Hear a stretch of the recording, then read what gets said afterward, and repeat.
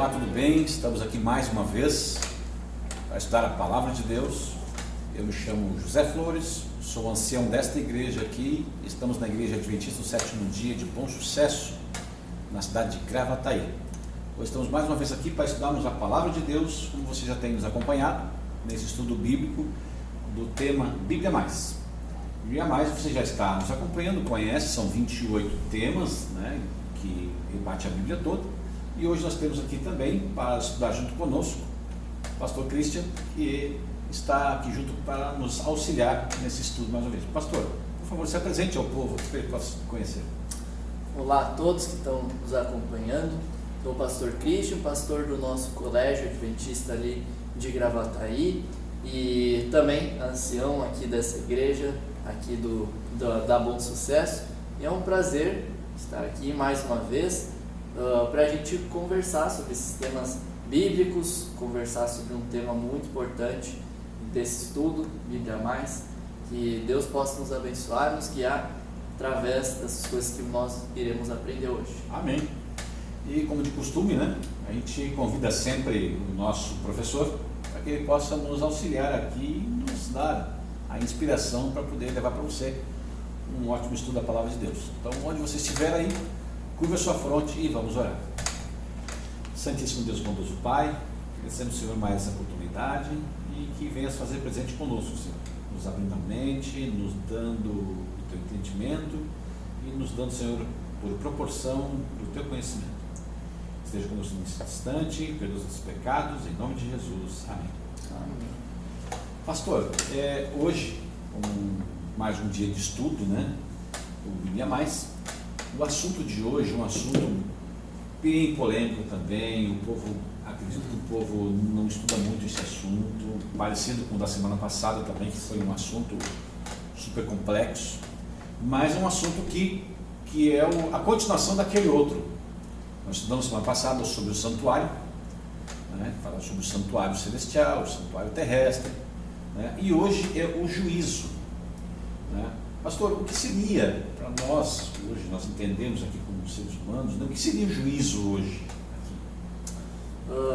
Bom, o juízo é uma ideia muito antiga para a humanidade, assim, essa parte do juízo.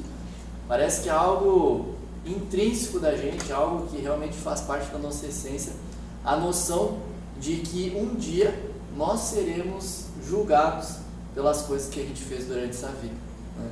Um dia a gente vai dar contas pelas nossas decisões, né? Se nós fizemos decisões boas, positivas, ou se nós não aproveitamos a nossa vida para fazer o bem como deveríamos. É interessante essa noção que nós realmente, como seres humanos, temos, que um dia, de certa maneira, a gente vai pagar pelas nossas decisões, né? Nossas decisões têm grandes consequências. Paulo, ele nos afirma, lá em Romanos capítulo 14, verso 10, nós podemos abrir juntos aqui, Romanos 14, verso 10. Aqui tem uma verdade interessante. Paulo, ele fala assim: tu, porém, por que julgas teu irmão, e tu por que desprezas o teu? Pois todos compareceremos perante o tribunal de Deus.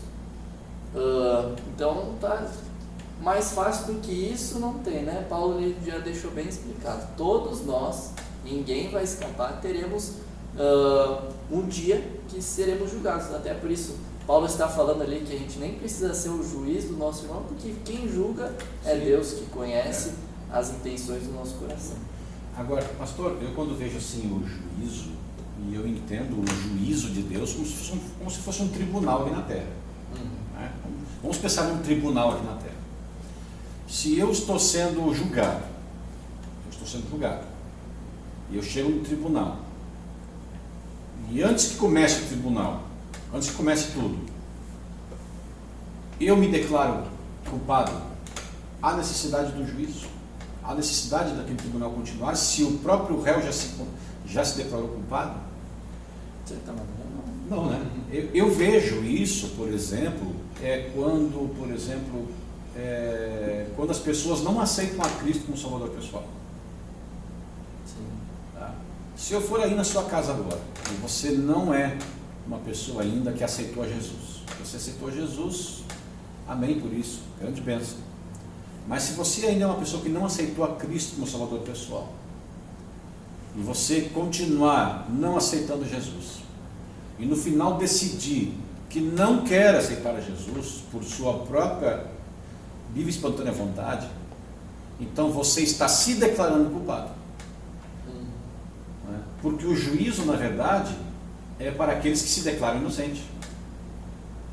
E quem é que se declara inocente? Aquele que aceita Cristo como Salvador pessoal. Ele está querendo dizer o seguinte: olha, eu me declaro inocente e preciso de um advogado. Então Cristo é meu advogado. Então quando eu me declaro inocente, né, quando eu me declaro inocente, vem um advogado para me defender. Então eu não sou um réu confesso. Por quê? Porque eu aceitei a Jesus. Eu quero esse advogado para que esse advogado me defenda perante o tribunal de Deus. Sim. Agora, se eu não aceito a Jesus, e por livre e espontânea vontade eu não quero Jesus, é como se eu dissesse: eu não quero esse advogado, porque eu sou culpado e ponto final. Né? Assim que eu vejo, na minha ideia mais simplista, para poder entender o que é o juízo de Deus. Sim. Então, é bem importante ter essa visão, até porque no estudo passado a gente viu sobre o santuário e tudo mais, e quando a gente fala sobre juízo, a gente pode também ter a noção de qual lugar se daria esse juízo, né? Onde aconteceria esse juízo. No nosso estudo anterior a gente aprendeu um pouco sobre o santuário, né, que tinha esse papel lá no povo de Israel, aquele dia da expiação, um dia bem interessante. E tudo aquilo no santuário terrestre apontava para uma realidade que aconteceria no futuro, em outro lugar, né? Agora no tribunal mesmo, no tribunal celestial. Sim. Né? A gente vê lá em Hebreus, a gente pode ter a ideia em Hebreus capítulo 8, verso 1. Abrir junto. Hebreus 8, 1. Aqui. Vocês puder, pode ler para a gente. Então tá. Abra aí na sua casa, a sua Bíblia, Hebreus 8, verso 1. Eu vou ler aqui, você pode acompanhar.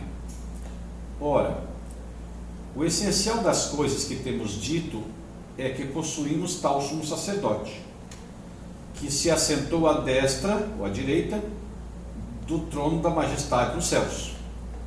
Né? Exato. Dá para ler o verso 2? 2 também? Como ministro do santuário e do verdadeiro tabernáculo que o Senhor erigiu, não o homem. Né? Eu vejo aqui, pastor, que então a Bíblia está dizendo para mim que o juízo de Deus não é aqui nessa terra. O juízo de Deus, ele acontece no céu, e não é simbólico não. Ele é um juízo literal, real, ele realmente acontece. Não é um juízo fantasioso ou de utopia. Né? Ele é um juízo real, que está lá acontecendo. Eu, quando vejo isso, eu fico pensando assim, como me perguntaram uma vez, Jesus, quando foi ao céu, logo após a ressurreição, ele foi tirar férias no céu? Não, Jesus não foi tirar férias no céu. Jesus foi recebido ao céu. Tá? Primeiro ele foi recebido com as suas honras divinas, porque venceu o pecado. Né? Venceu, ele entrou como vencedor. Depois ele foi conduzido até o santuário celestial, como diz a palavra de Deus aqui, não erigida por mão humana. Sim. Né? No céu, aonde ele começou no ano 31 da nossa era, da sua própria era, né? o chamado juízo investigativo, que era um juízo de investigação, né? de todo o ser humano, daqueles que aceitaram a Cristo, não os réus confessos, né? mas aqueles que se declaravam inocentes, que dependiam do advogado. Começando por onde? Começando por Adão. Aí ele começa por Adão, depois ele pega o caso de Eva, depois pega o caso de Abel, mas não pega o caso de Caim. Por quê? Porque Caim não aceitou a Cristo como Salvador pessoal, se autodeclarando culpado. Exato.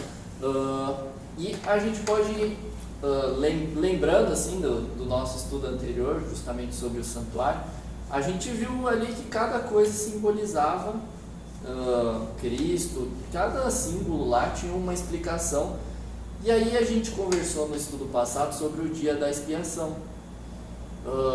Hoje a gente não tem um dia da expiação, na nossa era, 2020 não vai ter um dia que a gente vai marcar como dia da expiação, mas o que isso simbolizava então? A gente pode ter um exemplo de purificação do santuário, agora não mais aquele lá do Antigo Testamento, mas Daniel ele fala de uma purificação que aconteceria em um período profético muito maior, que até dava num ano assim, meio perto de nós. Né?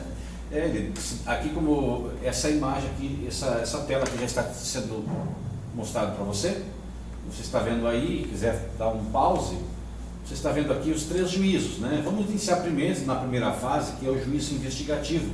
O juízo investigativo, ele começa no ano 31, tá? E ele segue em frente. O grande detalhe do juízo investigativo é que ele tem uma pausa nele, num certo período, que é o tempo do fim, né? Então ele tem o juízo investigativo, e depois quando chega em 1844, como você está vendo aí na sua tela, fala aqui que é o fechamento, 1844, né? Termina aqui, e esse juízo investigativo ele vem até aqui, 1844. Quando chega em 1844, ele continua o mesmo juízo investigativo, porém agora com um que a mais, né? Então Cristo está julgando todos desde Adão até 1844, e quando chega em 1844, mais precisamente no dia 22 de outubro, ele continua o mesmo juízo, só que agora com um ponto a mais, tá? Que seria o início do tempo do fim, né? Que seria o dia 22 de outubro de 1844.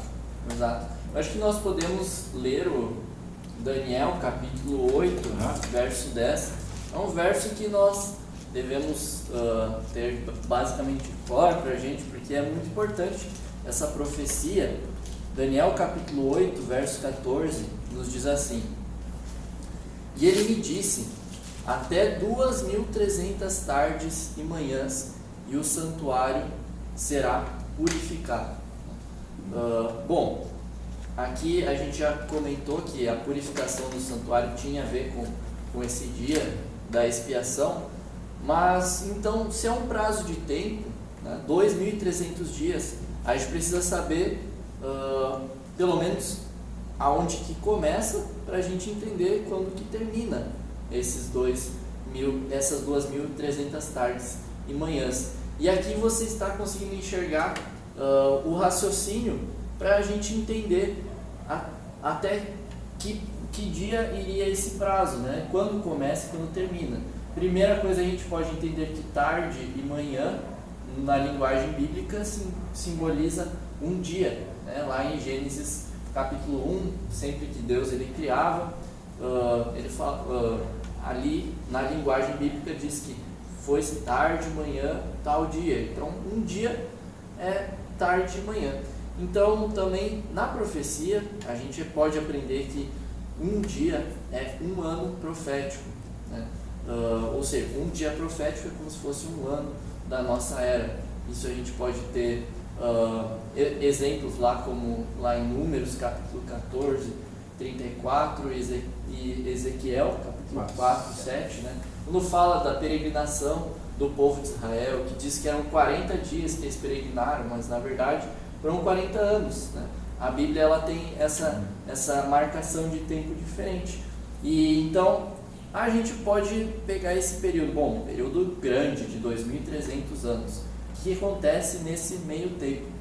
E aí a gente vai então lá para Daniel capítulo 9, certo? Nós vamos para Daniel capítulo 9. Capítulo 9, a partir do verso qual? Verso 26. 26. Isso. Posso ler? Pode. Diz aqui, então, você pode abrir também na sua Bíblia aí, Daniel 9, verso 26. Abra sua Bíblia e acompanhe conosco. Depois das 62 semanas, será morto o ungido, e já não estará. E o povo de um príncipe que há de vir destruirá a cidade e o santuário. E o seu fim será num dilúvio. E até o fim haverá guerra. Desolações são determinadas. Isso. Aqui a gente pega o começo dessas aqui a gente está pegando parte das 70 semanas. Ali no verso 24 tem uma frasezinha que diz assim: 70 semanas estão determinadas sobre o povo. A gente pode também traduzir de uma maneira melhor: 70 semanas estão cortadas desse período maior de 2.300 anos. Então, os 2.300 anos, eles começam com as 70 semanas.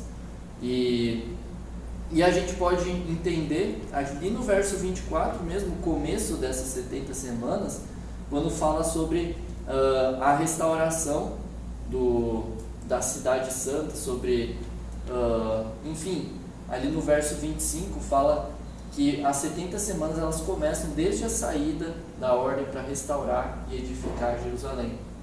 E isso acontece em qual ano? Como mostra aqui no nosso gráfico, né? Esse gráfico está sendo projetado para você aí, você possa acompanhar conosco. E aqui embaixo tem uma cronologia de tempo. Aqui embaixo, o pastor falou ali, são as 2.300 tardes e manhãs, né? Então, tarde e manhã é um dia. E para você ficar a par, como é que funciona a Bíblia? Quando falar um dia dentro de um relato histórico, né? Então, por exemplo, e Cristo ficou 3 dias e 3 noites. Então são 3 dias e 3 noites do período de 24 horas, né? Ali, fulano caminhou 10 dias. É um relato histórico, são 10 dias literais, 24 horas. Se o mesmo relato de dias estiver dentro de um relato profético, como por exemplo as profecias de Daniel, que mostra aqui o Apocalipse, né? Então já não são mais dias literais de 24 horas. Sim. Já é um ano. Então aqui, por exemplo, como Daniel 8, Daniel 9, grande parte do relato é relato profético, então nós vamos entender que as 2.300 tardes e manhãs se referem-se a 2.300 dias, 2.300 anos, que começam aqui em 457 a.C. O que aconteceu ali foi quando Esdras ele pediu para o rei Artaxerxes, né?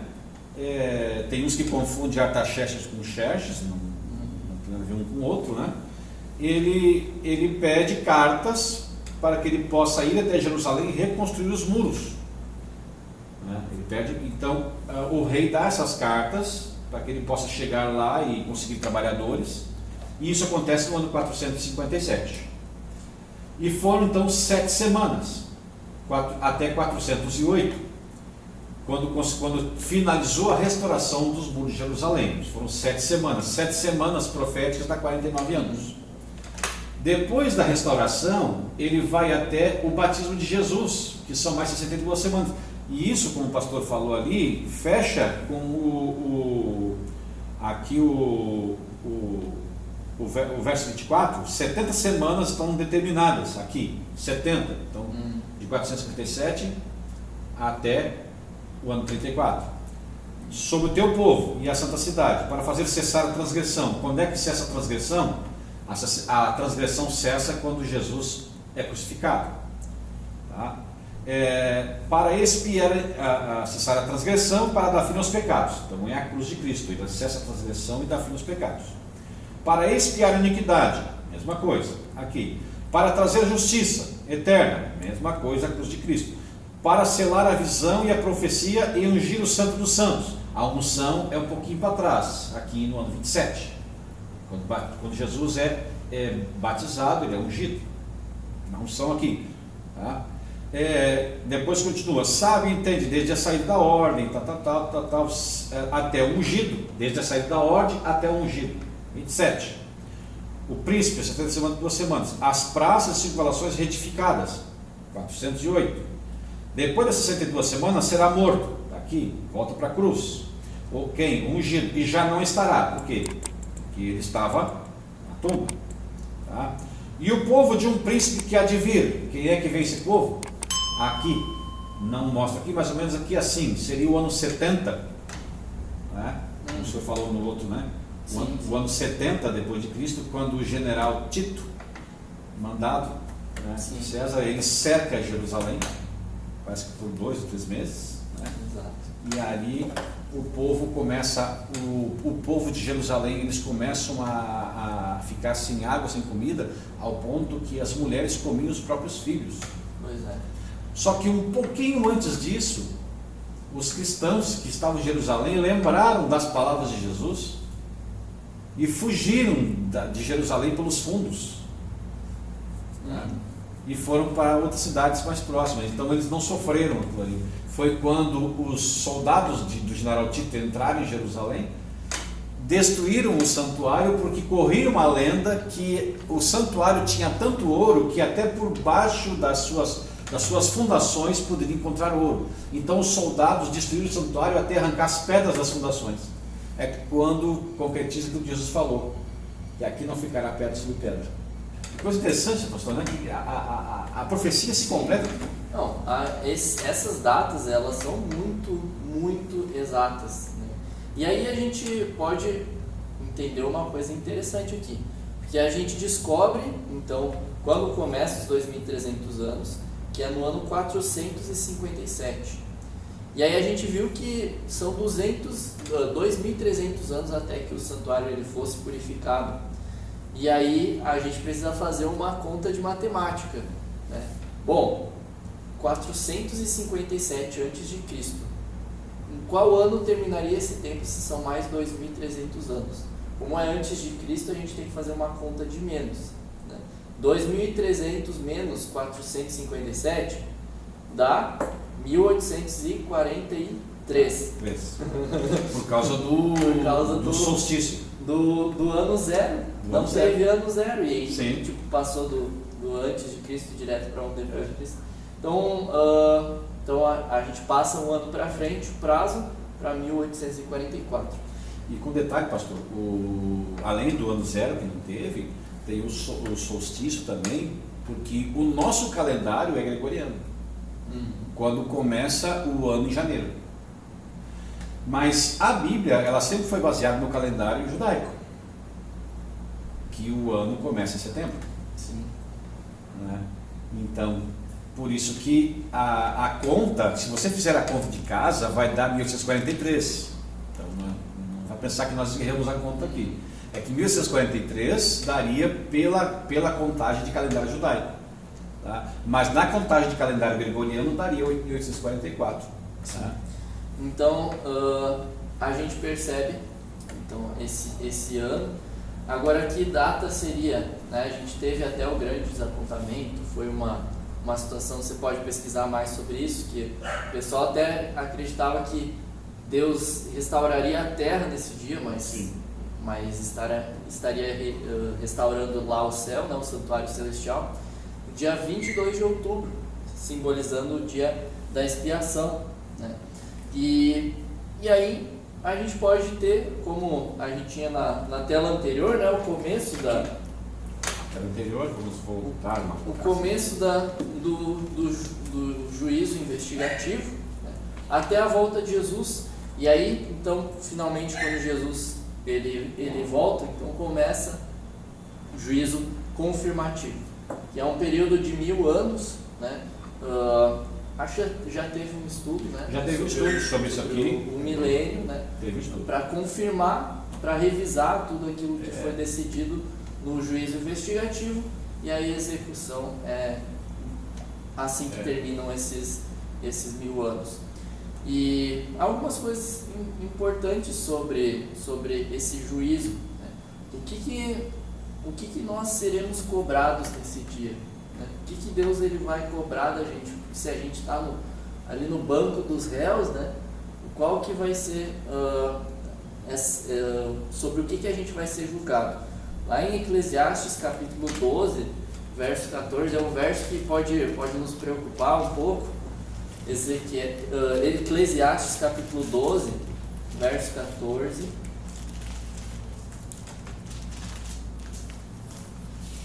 Nos diz sobre o que a gente vai ser julgado.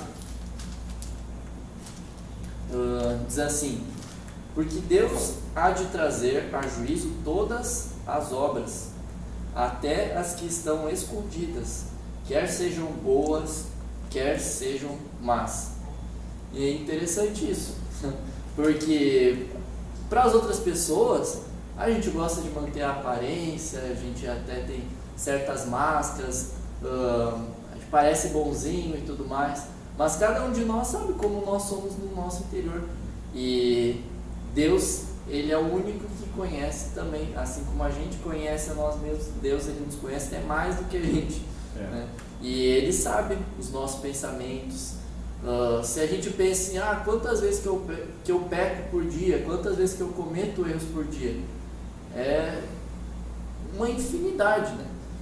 Não apenas aqueles erros que a gente comete quando a gente faz, quando as pessoas enxergam, mas aqueles erros, contando os erros que tem aqui na nossa cabeça, nossa, uma infinidade, né? E a gente tá meio mal nesse cenário, né? Se nós vamos ser julgados sobre tudo isso, né? Eu vejo assim, até comentei num outro vídeo, quando a gente chegar no céu nós vamos ter 3 surpresas. A primeira surpresa que a gente vai ter, e você também de casa vai ter essa surpresa, é o seguinte: quem você acharia que estaria no céu e descobre que não está. Essa é a primeira surpresa. A segunda surpresa é quem você acha que não estaria de forma alguma e vai chegar no céu e encontrar essa pessoa. A terceira surpresa, maior delas, é que você vai estar no céu. Mas qual é a diferença entre as 3? A pessoa que eu achava que estaria e não está é uma surpresa, mas eu não conheço essa pessoa. Como o senhor falou, sua vida particular, que ninguém sabe, só Deus sabe. A pessoa que eu achava que estaria, que eu achava que não estaria e está, da mesma forma, eu não conheço. A pessoa pode aparentemente me passar uma pessoa incrédula, mas no fundo do seu íntimo de coração é um coração sincero. E a maior espanto é que eu vou estar. Por que o maior espanto? Porque eu me conheço. Eu sei a que ponto eu posso chegar no pecado e sei também dos meus pecados escondidos. Então, o maior espanto vai ser eu estar também no céu. Agora, o que mais me deixa tranquilo quanto a esse assunto? Primeiro, Deus não vai me julgar por fatos isolados. Você de casa, você não vai ser julgado por Deus por fatos isolados. Tá? Então, eu não vou me perder por um fato isolado. Também não vou me salvar por um fato isolado. A vida inteira eu não fui bonzinho, de repente eu sou bonzinho, agora eu vou me salvar por esse ato bonzinho. A vida inteira eu fui errado, eu fui bom e por um fato isolado errado eu vou me perder. Né? Então, Cristo não vai me julgar por fatos isolados, mas pelo quê? Pelo conjunto da obra. Exato. Então eu tenho que estar preocupado com o quê? Com o conjunto da obra, não com o fato isolado. Isso. Claro. E uma coisa importantíssima, né, mais para a gente encerrando o nosso assunto, é que a gente vê como o pecado ele nos afasta de Deus, como nós somos pessoas ruins, né? A gente conhece o nosso interior, mas mesmo assim a gente sabe que pessoas que fizeram muita maldade também vão estar no céu porque buscaram o arrependimento, né? Um exemplo muito interessante é o do ladrão na cruz, que ele passa a vida inteira fazendo maldade, assassinando, roubando, e aí tanto é que ele sofre ali a pena da morte, mas Cristo garante para ele que ele vai estar no reino dos céus, e no julgamento terrestre ele foi considerado culpado, né, e pagou seu preço aqui na terra, mas no julgamento celeste ele é considerado justo, justificado pela graça de Deus. Lá em Romanos capítulo 8, verso 1, Paulo ele nos traz essa bonita mensagem que agora pois já nenhuma condenação há para os que estão em Cristo Jesus, né? Nós não somos perfeitos, né? A gente busca melhorar, busca ter atitudes boas, enfim, mas a gente nunca vai atingir a perfeição. Mesmo assim, nós podemos ter a confiança que, através do sacrifício de Cristo por nós, todos os nossos erros e faltas já foram pagos, a pena, né, pelo que a gente fez já foi paga, e nós podemos ter a certeza da vida eterna. Amém. Eu, quando vejo a história do ladrão, né, que chamam de bom ladrão, né, chamam de bom ladrão, mau ladrão, eu vejo assim que aquele ladrão, ele não se converteu ali na hora, foi assim de uma hora para outra, né? Eu fico imaginando, não existe, você não vai encontrar na Bíblia um relato da vida do ladrão. Sim. Não vamos encontrar nenhum escrito de Flávio Josefo sobre a história daquele ladrão. Mas se eu pudesse levar a minha imaginação a fundo, eu imaginaria aquele ladrão quando ele era uma criança e a sua mãe, com todo amor e todo carinho, o conduziu à igreja, à escolinha, à escola sabatina ou à escolinha dominical. Manteve aquele menino sempre nos caminhos de Deus, mas ele cresceu, se achou um homenzinho, encontrou alguns amigos e más companhias, e aquela mãe sempre orando, e a Bíblia diz que ensina o teu filho no caminho que deve andar, e até quando for moço não se desviar dele.